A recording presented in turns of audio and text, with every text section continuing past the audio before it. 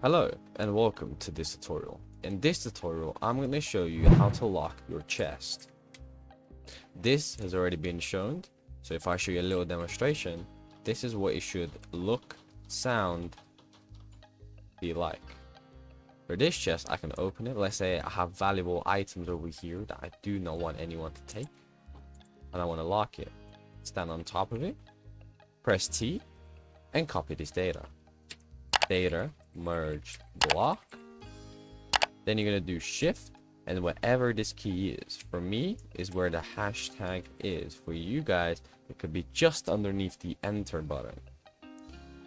You're going to press shift and the bracket next to the P, not the one above the O, where is the F9 or the F10, or where's your 9 and your 0. It's where it's on the right side of the P. And you're gonna shift and right. You're gonna shift on the right bracket. Lock colon speech marks key or whatever name. I can put hello, anything you want. Close it, close the bracket, enter. So now if I want to open with anything else, it's not gonna work. Now I need an anvil for this. Right click the anvil, take whatever item you want, so it could literally be a pressure plate.